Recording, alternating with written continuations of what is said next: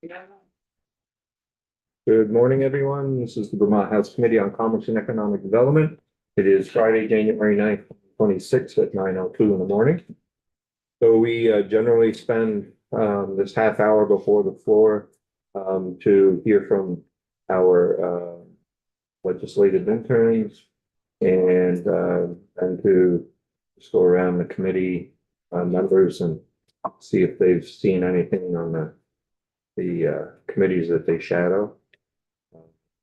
If there's anything that we should know about the committee that might have our interest going on in a bill that's another committee. So with that, morning, if you'd like to join us. All right. Everything's online. Okay, excellent. Jonathan with us this morning? No, No. he texted. Okay. All right, should I go ahead? Yes, sir. Okay, I'm Cabot. I'm your legislative intern and with UVM.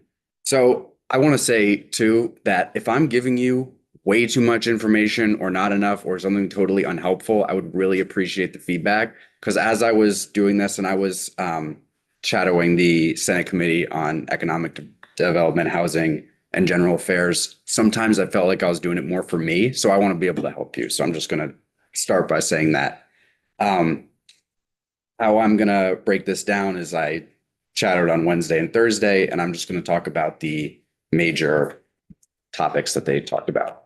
So starting with Wednesday, January 7th, the major topics were housing, economic development, starting with hearing from the Agency of Commerce and Community Development for regarding housing that was emphasized as the #1 issue for Vermont businesses when considering business development, expansion, and relocation. Businesses have reported to the ACCD that jobs are available, but workforce expansion is primarily constrained by a lack of housing. So that was a big focus there. And the committee during that discussion was very optimistic about the potential outcomes of CHIP, which you will be hearing more about later today. They also talked about state marketing. They've been focused on marketing Vermont as a year-round tourism destination, highlighting issues with Canadian tourism, the lack thereof, and adopting marketing strategies for regionally tailored parts of Vermont rather than a one blanket marketing strategy. They also discussed uncertainty with various programs that receive federal funding and just being aware about that. And a reoccurring theme throughout the week was data dashboards. So the committee expressed a desire for cross-departmental data for the purpose of tracking ACCD related initiatives. And the Agency of Commerce and Community Development expressed that they are working on creating these data dashboards now. Next, they spoke with, or they heard from the Agency of Economic Development, where they mostly highlighted successful programs that have been going on, such as TIF, tax increment financing. They've highlighted that that's been very successful. They cited in Killington and Rutland specifically. Small business grants of around $25,000. They've gotten great feedback from that, from businesses being able to get over the hump, and they want to keep that going. The NBRC, Northern Borders Regional Commission, again, they said it was very successful. They cited the Rutland Airport Industrial Park. That is a program they expressed some concern over federal cuts for. Brownfields revitalization, another thing everyone was very excited about. They've invested $48 million to date, and they were urging for continued funding for this program, which the Senate committee responded very positively to. I have a question. Please. The concerns about federal cuts for the industrial park down by or my district. Was that related to the development of phase 2 or ongoing operations, or didn't they specify? They didn't specify. A lot of what I heard was very broad. because they were just talking about general priorities. Certainly. So they didn't specify, but that is something I can look into as well. By the way, I'm Dave Bosch from Rutland too, so it's my district. All right, great. And then the last program they discussed was the State Trade Expansion Program, which invested 700,000 to help business exports in Vermont. And they reported a 14-to-1 return on investment there. So they were happy about that. And lastly, they discussed the significance of captive insurance and continuing a focus on that, and just the importance of that. And a few people as well were using Beta as an example for highlighting the need for housing and transportation and just general infrastructure to support workforce expansion. Next, they talked to Alex Farrell, the Commissioner for the Department of Housing and Community Development. They talked about a few initiatives related to housing, Vermont Housing Improvement Program, Manufactured Home Repair Program for mobile homes. The one that I thought might be more relevant is the Homes for All initiative, which has some workforce development potential. The Homes for All initiative has three parts. The first is a toolkit to help small scale developers develop homes, and they're going to implement a developer training program starting in February to teach people how to become small scale developers, and as well as have the 802 Homes catalog, which is a catalog of 10 pre-approved home designs to expedite the permitting process. And then they got, So that's up and running and they're using it right now. that's Okay. the toolkit is up and running. The training program is going to be starting in February. And I think the catalog's up there as well. Yeah, so did they say the timeline for the catalog of homes? I believe it's up. To it. Yeah, I can look into that as well. They didn't talk about a timeline. We've been hearing about it for a little while, so I'm just. Yeah. Just like, that's a status thing, like when is it, when up and running? Yeah, I think it's going. Great. Yeah. Yeah, and then they heard from Chip. I'm not going to go into details on that because you'll receive that, but they just talked about the general guidelines that have been set for the program, and that the program is ready to go, and they were not requesting any further legislative action at this time. And then on Thursday, the primary focus was on labor, housing, and data. So they heard from the Office of Workforce Strategy and Development and the State Workforce Development Board. So they just got some background on the office and board. And there were questions from the committee regarding broader representation on the Workforce Development Board, specifically the lack of representation from labor organizations, and more emphasis on education. The board goals overview were to increase the supply of workers in key sectors, support adult re-engagement and activity in the workforce, support business expansion and relocation to Vermont, and increase post-secondary graduate retention. The committee also expressed a desire for increased performance metrics and data collection regarding workforce development progress. This was a general theme for everything. They want more data, more transparency there. And there were some questions from the committee regarding clarity on strategies for implementation versus just broad goals. And then they heard from the Department of Labor, and these are just some 2026 priorities. As we all know, housing, education transformation, specifically regarding CTE, adult ed, and after school and summer programs. They seeing increasing opportunities for workforce development and expansion in service to career pathways. So people who come to Vermont to do some type of service and then transition into a career. Career development workshops, which will be starting. Adult CTE grants, they were asking for money for that. Apprenticeship program expansion and sector-specific workforce development in construction, healthcare, and public sector roles specifically. And they were also navigating uncertainty regarding federal funding, specifically SNAP and Medicaid work requirement changes. And they're planning to follow up soon on that. And lastly was the data trust report. So the broad question for the data trust report was, what would it take to create a central repository, which is the data trust for all state data? Because it seems like when you're looking for data, it's very siloed and it's hard to find things. So they wanted to find a way to put that all together. And the report concluded that a standalone data center built by the state would not be feasible at the moment, be very expensive, but they did recommend joining multi-state data collaboratives, which would be minimal cost. And the examples they gave there were post-secondary employment outcomes coalition. So that would involve Vermont higher education institutions sharing data with this coalition. And that would be a way to kind of centralize data.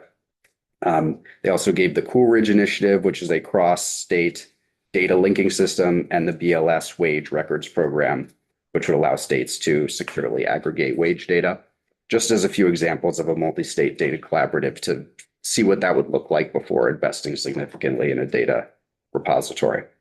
And the committee was very supportive of this idea. There was also no legislative action requested at that time. And that concludes our report for this week. Thanks. Excellent. Thank you. Yeah, I think that was helpful. good. Any questions? All right. Let Bailey go. Here. If you would, if you have that copy of that, could you send that to Anna Grace? Yes. So we can put it on our Sure. documents. Thanks, every time, if you guys could do that. Okay. I don't know if I mentioned that when I started. Thank you. Morning, Bailey. Good morning. For the record, my name is Bailey Davis, a committee intern from Norwich. So my task this week was sitting in on the joint hearing between the House Committee on Environment and as well as the Senate Committee on Natural Resources and Energy. This hearing was primarily a testimony by the Land Use Review Board. The leadership of that board includes Janet Hurley, who's the chair, Brooke Dingledine, who's the board member, and then Peter Gill, the executive director. I'm sure as many of you know, in 2024, this board was created via Act 181, which replaced the old Natural Resources Board to administer the state's land use and administer Act 250, which since 1970 was implemented as its land use policy. So I'm just going to go over a general background as given by the Land Use Review Board. I'm sure many of you already know a lot about Act 250. So the Land Use Review Board described Act 250 as a comprehensive statewide permitting system, which applies to major developments and subdivision projects, which ensures its compliance, regarding 32 statutory standards, which include stuff like environmental protection, community impacts, protecting agriculture soils, as well as infrastructure and growth planning. So how the Land Use Review Board currently operates is it's divided into district commissions. Each commission is responsible for reviewing applications and then issuing those final land use permits. The structure right now, it includes 9 districts, but 5 district offices. In terms of annual activity, this past year, they've issued 350 to 400 permits. 5% of those, which are mainly the major construction projects, major developments, enter a hearing. And so out of those 350 to 400 permits that are issued, out of those, the permits that are before the board, only 0.2% are denied. That's approximately 5 to 10 permits. And then there's 270 jurisdictional opinions, which determines whether Act 250 even applies to a project. So stuff like, and I'm going to talk about it a little bit later, but Tier 1A is like full exemption, and Tier 1B, which includes, possible partial exemptions.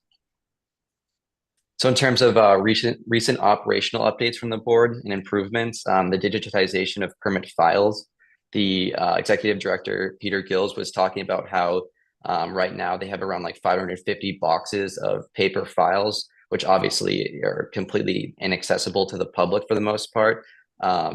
Realistically, not many people, developers, people interested in those files are going to really be able to access them regularly.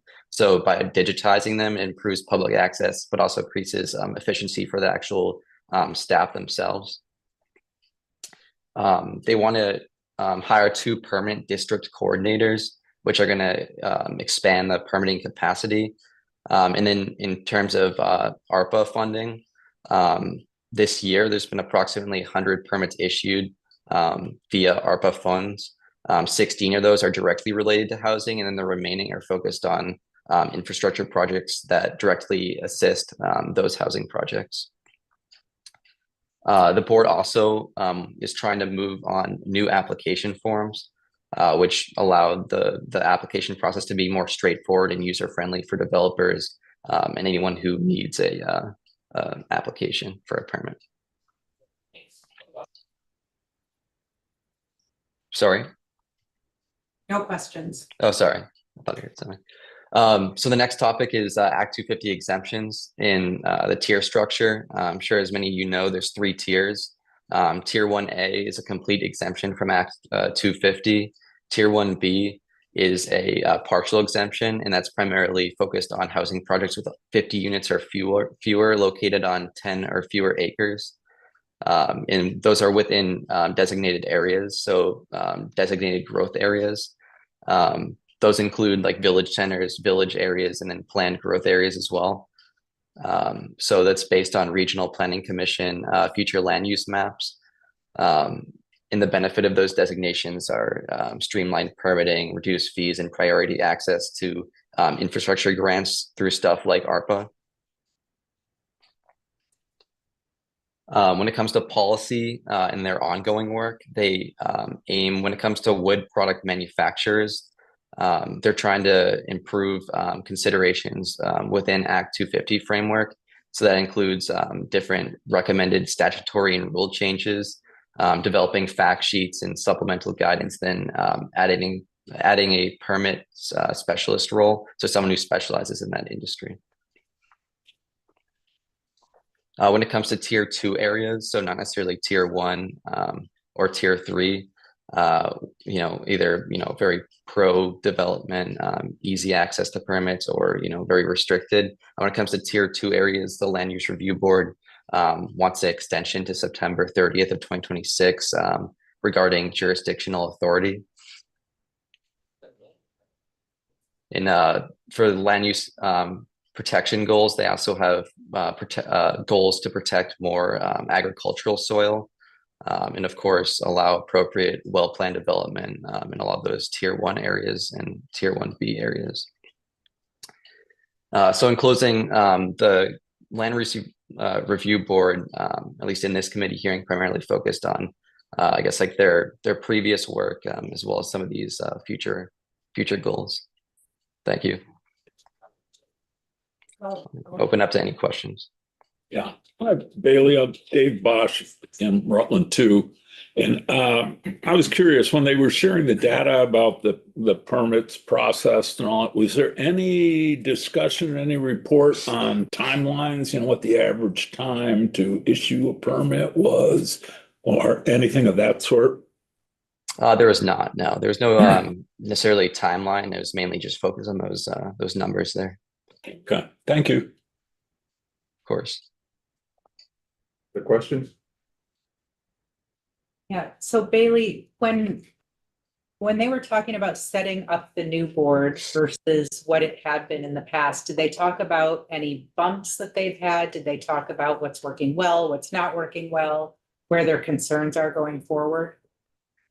Yeah, so they didn't, obviously they didn't talk about too much of the bumps, but they did obviously state that, clearly there needs to be modernization that needs to happen.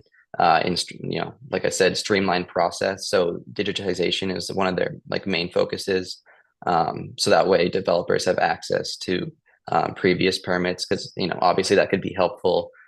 So if a developer wants, for example, let's say a 50 unit, development, they can see what has been approved in the past to give them sort of a guideline based on, precedent.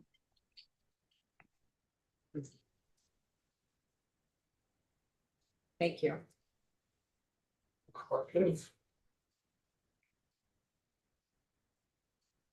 Okay. Thank you, Bailey. All right, thank you. And Kev, again, thank you. Thank you both for